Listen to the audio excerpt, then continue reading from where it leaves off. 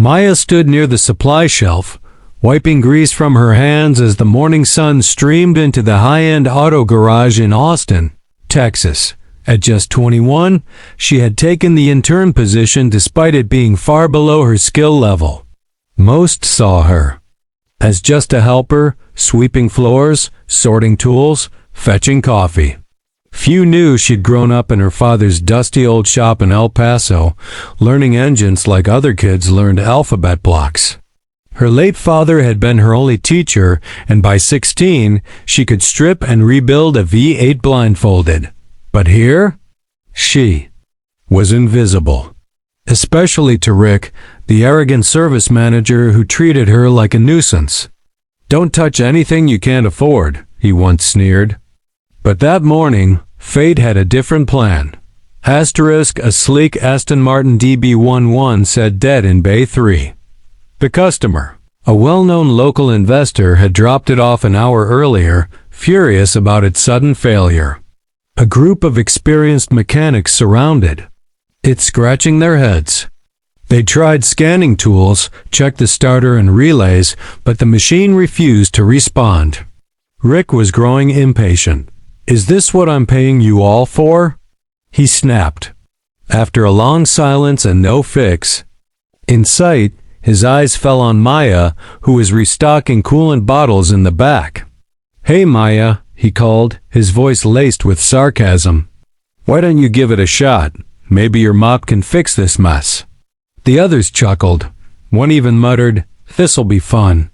Maya looked up. Asterisk, she hesitated for a moment, gauging whether it was worth the humiliation. But something in Rick's tone struck a nerve, the same tone she'd heard all her life from people who thought she didn't belong in a garage. She wiped her hands on her rag, walked over slowly and said, "Sure, why not?" The team stepped back, smirking. Maya climbed into the engine bay area without hesitation, her eyes scanning every wire, every sensor, every sound. Unlike the others, she didn't just rely on digital readings. She trusted what she could hear and feel. She gently tugged a wire under the ECU and frowned. Something was loose, and worse, misconnected. "You're wasting your time," Rick muttered. "We already checked that." She ignored him. Asterisk, Maya unplugged the ECU module, did a quick ground check, and rerouted a faulty sensor input. Then, quietly, she slid into the driver's seat and turned the ignition. The DB11 coughed and then roared to life. The engine purred like a wildcat. Every head in the garage snapped to attention. Silence. Not one mechanic spoke. Rick's face dropped. The same man who had mocked her now looked like he'd seen a ghost. "How did you?" he stammered. Maya stepped out, wiped her hands again, and replied calmly, "The throttle position sensor was sending false signals. It was confused with ambient temp input. I bypassed it. Just needed intuition." She walked back toward the shelves. No applause. No cheering. Just stunned silence and open mouths. Asterisk, later that day, while grabbing lunch in the staff break room, Maya sat alone with her sandwich. No one approached her. It wasn't rudeness this time, it was awe. She'd gone from invisible to unforgettable in under 10 minutes, but for Maya, it wasn't about praise. It was about proving herself. Not to them, but to the ghost of her father, whose photo she carried folded in her pocket. That DB11 wasn't just a car, it was a turning point. Rick, still red-faced, stood at the counter nearby, silently watching her. He didn't speak. Not today. Not after being publicly humbled. But someone else had been watching. Someone from the mezzanine above. And that person wasn't laughing.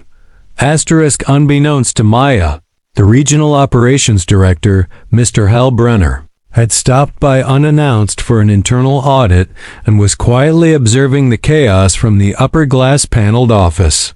He hadn't expected much from the visit, certainly not a young intern schooling an entire team of senior techs. He watched her work with focused precision, confident in her instincts. After witnessing the moment the engine started, he leaned back in his chair, a small smile curling at the corner of his mouth. "Interesting," he murmured to himself. He pulled out his phone, snapped a photo of the service logs, and noted, "Her name, Maya de Alvarez." He tapped a message, "Find out everything you can about this intern." "I want to meet her." That evening, Maya returned to her small apartment on the outskirts of the city. She lived modestly, renting a studio barely big enough for her toolbox. After heating up leftover chili, she sat at her desk and pulled out her sketchbook. Inside were detailed engine diagrams she had drawn by hand, transmission layouts, hybrid conversions, even a few aircraft designs she had been toying with. Her dream was to become an automotive systems engineer, not just a technician. But dreams felt expensive, especially for a girl who had buried her father at 17 and never got a chance to finish college. Still, she kept sketching, kept learning. What she didn't know was that the spark she'd reignited in Bay 3 had just lit a path far bigger than the garage floor. The next morning, Maya arrived early. She always did.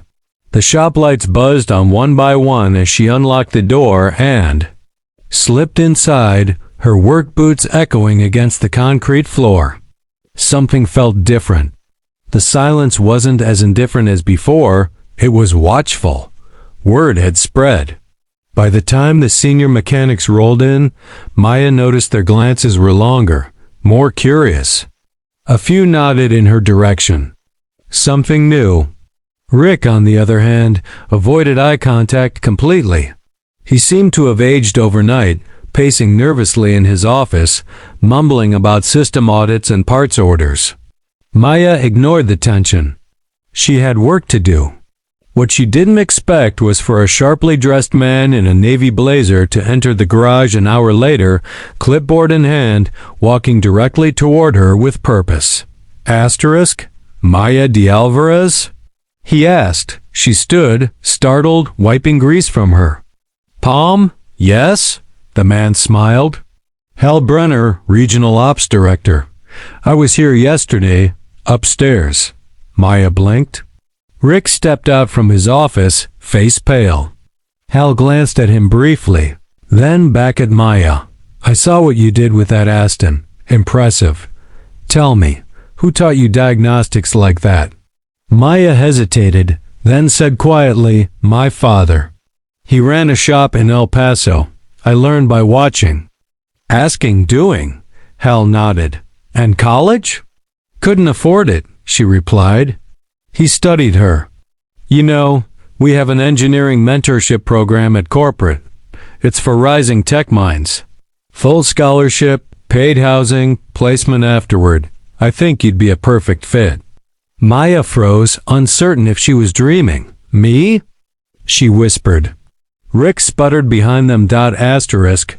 I'll email you the details, Hal continued. Take a few days. Think it over. But don't think too long. We rarely offer this twice. He handed her a business card, then turned to Rick. And as for your team, I'll be conducting a performance audit based on yesterday's oversight. Rick's face drained. Maya stood rooted in place, the card trembling in her hand. The shop was silent again, but this time for a different reason. She had just received an invitation that could change her entire future, a chance she never expected. But deep down, she knew she'd earned it. Not with degrees or connections, but with skill, silence, and grit. Hal walked out, and the room slowly began to buzz with disbelief. For once, Maya wasn't invisible. She was undeniable. Asterisk later that day. Maya stepped out for lunch with oil-stained hands and a heart pounding with possibilities. Her favorite taco truck sat across the street, and as she waited in line, her phone buzzed. It was an email from corporate, just like Hal promised. It included her welcome packet, application forms, and a note that read, We hope to welcome you to our innovation hub. You've already passed the first test. Maya stared at the screen, overwhelmed. The Innovation Hub wasn't just some corporate office, it was a world-class design facility in San Diego, known for working on self-driving tech, EV systems, and even military-grade mobility prototypes. People fought to intern there, and here she was, chosen because of a single moment, a single act of skill. Asterisk, she spent the next few days torn between excitement and doubt. The shop had become eerily polite. Rick hadn't said a word to her since the visit. The senior mechanic started asking for her opinion on diagnostics, not mockingly, but genuinely. One even offered her a ride home when her scooter stalled. Change was in the air, but Maya still felt unsure. Could she really walk into a lab full of MIT grads and Stanford engineers and feel like she belonged? One night, as she sat at her desk, flipping through old sketches and engine notes, she found her father's handwriting in the corner of a diagram. Genius is just persistence in disguise. Her hands trembled. She took a deep breath and clicked. Accept on the internship offer. Asterisk, by the end of the week, she had submitted her resignation, packed her tools, and cleaned out her tiny locker. Rick avoided her the entire day. Only when she was leaving for the last time did he appear, arms crossed. "Don't get cocky," he muttered. Corporate likes flashy interns until they burn out. Maya didn't flinch. She looked him straight in the eyes. "Maybe, but at least I got a shot. And I won't waste it." She walked out, her head high. Outside, sunlight bathed the parking lot as she zipped up her hoodie and turned the key to her beat-up scooter. It sputtered to life. And she laughed. That scooter had seen her through the worst. Now it would carry her into something new. Something bigger. Asterisk, she arrived in San Diego a week later. Her tiny apartment was paid for by the company, furnished and sunny. The Innovation Hub sat near the bay, a towering structure of glass and steel. Inside, it felt like another world. Whiteboards filled with ideas, engineers in lab coats, prototypes on robotic arms. And Maya, the girl who'd once been mocked for sweeping shop floors, stood among them.